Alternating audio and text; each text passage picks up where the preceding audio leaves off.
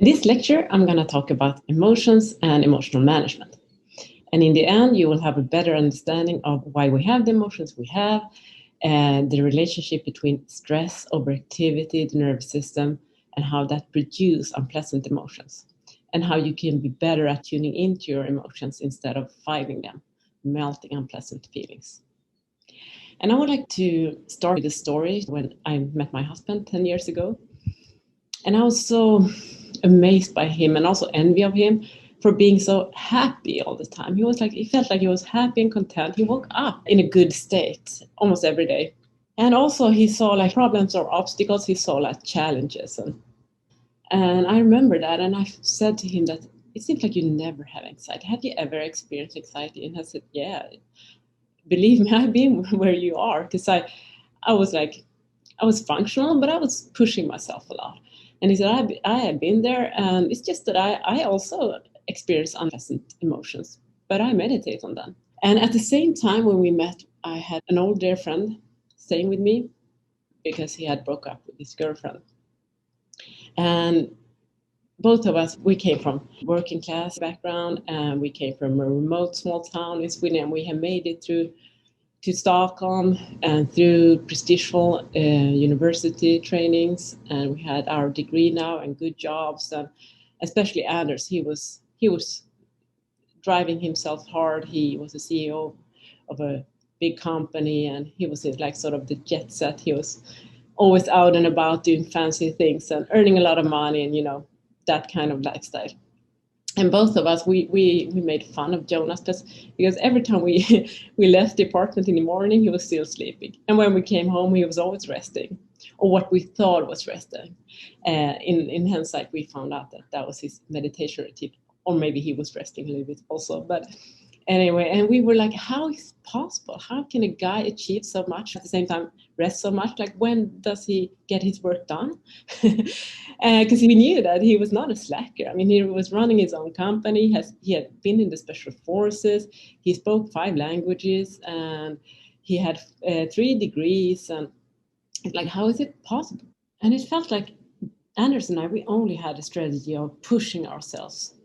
Me mostly to avoid pain, and he was like avoiding pain, but also searching for the good in the external world. Like, work hard to achieve rewards in the future. But Jonas had sort of the balance between work and pleasure. He was able to achieve more with less time and energy.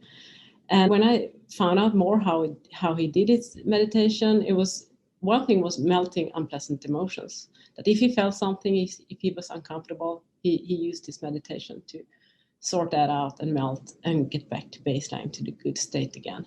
And in his meditation, he also tuned into his feelings for guidance.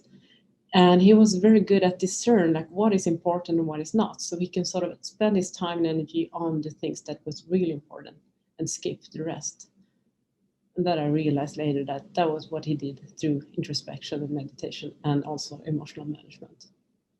And if we think about it, emotions, they drive us much more and motivate us much more than we might think. And basically everything we do in life, we do because we're wanting to feel good and we want to avoid feeling bad. Let's say in the morning, we grab a cup of coffee, not because we dislike coffee, it's because we like it. We like the taste of it, and we like how it makes us sharp-minded. And if we have time over, we want to go to the movies, we call a friend that we would like to go to the movies with, right? We don't call a boring relative to go to join us to the movie. Or we might call a boring relative because we want to invest in that relationship. Then we are sort of striving for a good state or something good in long term. So we have to look into this feeling good, wanting to feel good, and avoiding feeling bad for both short term and long term. I think all of us are familiar with the stick. A lot of functional behavior in life, do your duties, work hard, pay our rent, pay our taxes and so on. That is like avoiding the stick. We do a lot of things because we want to avoid problems to occur. We want to avoid feeling bad. And also in this sort of race, we can call it a rat race, emotions can sort of be fuel to the fire. And then I think about the unpleasant ones. And if you're honest with yourself, last time you felt something unpleasant or uncomfortable, what did you do? Did you tune in and stay fully present with your unpleasant emotion? Or did you distract yourself? Like, for example, taking up your phone? Or did you comfort yourself with some food, snack? Or did you clean up the apartment or dig into the emails and, try to sort of accomplish something, feel like, okay, at least I've done something good here? Or did you distract in maybe less obvious way, like tightening up? That's the body's response, self-protection to stress and threat, to tighten up the muscles. Or maybe you shut down. That is also a response that we don't think about that often. We tend to think about people that have hard time to regulate their emotions or their impulses. They burst out into anger, or they have easily to cry, and so on. But we don't think about that. Also, shutting down and getting numb is a strategy to avoid feeling. And the problem with that is that when you try to diminish your ability to feel the unpleasant emotions, you diminish your ability to feel the good emotions also, those that you want to feel, like love, excitement, joy, and so forth. And therefore, it's like sort of trying to escape and distract from your unpleasant feelings can also be fuel to this fire. And then you're really stuck in the rat race. You're chasing the carrot, you're avoiding the stick. And that leads easily to overactivity and stress, which itself produces negative emotions. To understand better why we're wired with emotions we are, we have to look into evolutionary biology, neurobiology, and how the nervous system has 3 gears. And I will illustrate that with a red light that also has like 3 functions: green, orange, red. Take the example with traffic, because that's maybe one of the few activities that we do in daily life that we are actually exposed to real danger. Otherwise, nowadays, our threats and danger is often in our head. We're thinking potential threats. But let's say that you are taking an Uber, or he's driving you, and you're passing through a lot of intersections, and it's green lights. You're here, that's safe. It's safe to drive through them. And you're sitting chit-chatting with him. You are in the green zone. The social engagement system is activated here. You're clear-sighted, and you're enjoying the ride. But let's say that you're approaching the next intersection, and it's switched to yellow. And you realize that he's not going to stop. And all of a sudden you are sort of a little bit alert, like you stop talking to him. All of a sudden you're more alert on danger. Your sympathetic nervous system is activated, your fight flight response. And let's say next red light, you see already it's red, but he's not slowing down. He's passing through in full speed, and that is life threatening. All of a sudden you see a car coming full speed from left, and you see the crash is obvious here. And then your parasympathetic nervous system is activated. That gear in the system is activated, and you feel a freeze pain. You can only focus on that you're about to crash and maybe die. So we have 3 gears in the nervous system: the green, the orange, and the red. And another way of explaining how these 3 gears are producing emotions, we can take an example from my own life. So let's say that I'm putting my baby to bed. I'm in the trust and social engagement system, the green zone here.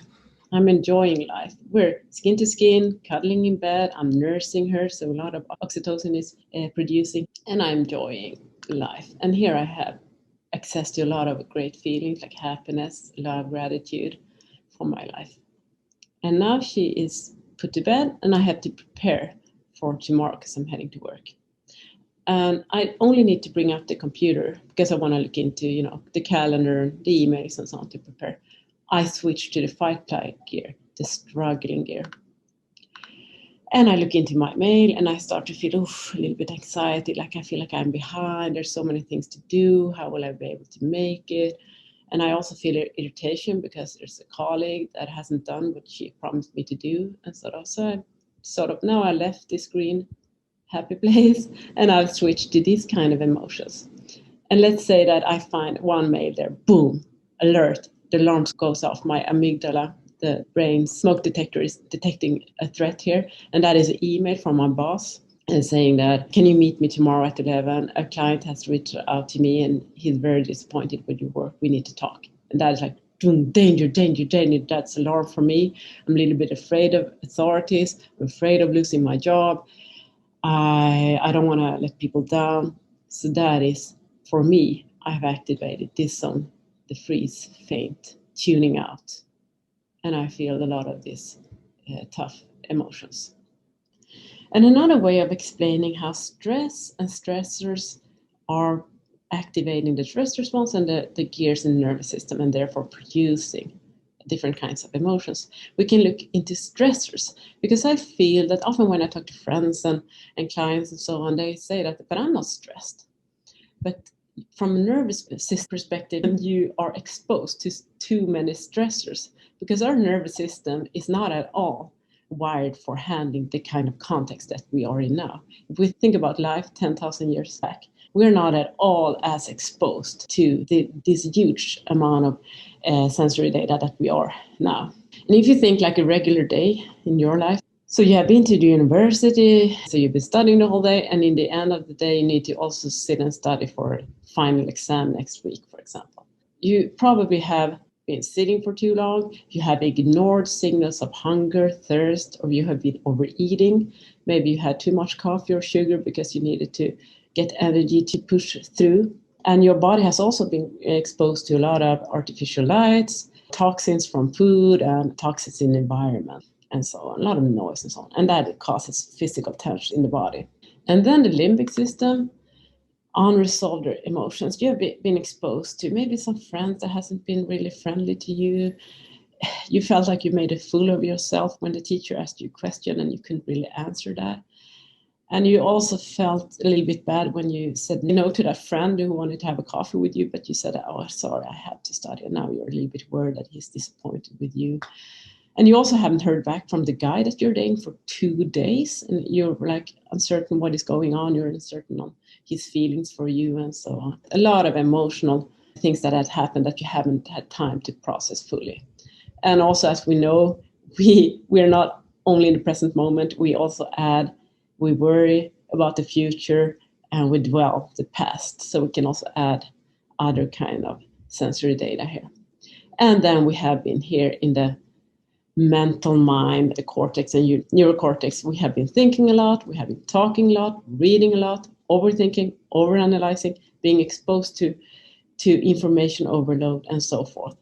So here we are in the end of the day with a lot of unresolved sensory data that is unresolved and unprocessed in the nervous system. That the brain actually need to sort of feel everything and integrate. And let's say that the only time you sort of wind down is when you're going to bed. That is how sleep problems occur. Or you might be so exhausted that you actually fall asleep, but then you wake up at 4 o'clock and your head starts spinning. And another way of noticing this is when you start to meditate. Then you get aware of all these activities.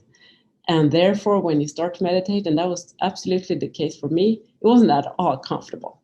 I didn't at all felt this, just relaxed and quiet state. It was the opposite. My mind was spinning. It was like a bee swarm. I felt tensions in the body, maybe pain, and I felt also uncomfortable emotions because I get in contact with this. And another fun story of this, how uncomfortable it can be to all of a sudden from like high activity level to slow down. It was when I was 18 and I did a round the world trip. And the first stop was Samoa. And we went to this remote beach at Samoa. And it was so pretty. It was like, if heaven exists, this must be it. I have never seen anything like that. It was stunning. I almost get like goosebumps now when I talk about it. But it was like only us and the bungalows and the people working at the bungalows. It was nothing. It was just the beach, nature. And first I was like enjoying paradise for maybe 15 minutes. And then it hit me like, but what am I going to do here? Because I realized we have even no electricity, I cannot distract myself. I'm going to be alone with my own thoughts and feelings for many days. And that was not pleasant at all. Speaking of bringing your own trash to paradise. And here comes mindfulness and meditation practice into the picture. Because when you do that, you integrate this sensory data through introspection. Because let's say that you're running up 5 floors full speed, you will have to pause and to catch up on your breathing. You will like, and after a while you can breathe normal again. And that's the same with the unresolved sensory data. You have to pause and process all this sensory data through introspection. You process everything that you need to process, integrate, and you draw the conclusions that you need to draw. You melt your feelings. And tuning into your feelings here is an essential part of this practice. Therefore, meditation and tune into your emotions, your sensations in the body, and your feelings, that is a great way of completing the fight, flight, freeze response. And come back to baseline. Trust social engagement system, where we want to be if we want to enjoy life and be in the zone and feel content within. Here's the solution, the green zone, because in the green zone we are producing these pleasant emotions. And we know from the science behind stress that stress itself is not dangerous for us. It's not. The stress response is built to be activated and deactivated, completed. However, unfortunately, we seldom have the time and the skills necessary for deactivation and completion of the fight, flight, freeze response. So we tend to be up and down in these two gears. These two gears are activated, the struggling and the tuning out gear, instead of being here. And this is the take-home message, that you have to consciously set aside time and energy to complete the fight, flight, freeze response. Engage in those activities. And I suggest meditation and tune into your feelings to be able to get back to the green zone, the social engagement system. And in the video attached to this lecture, I'm going to guide you how you can start a meditation routine and an emotional hygiene routine today, and do what Jonas did, to meditate on your feelings and be better at prioritizing decision making, and to do less but achieve more. Thank you so much for listening.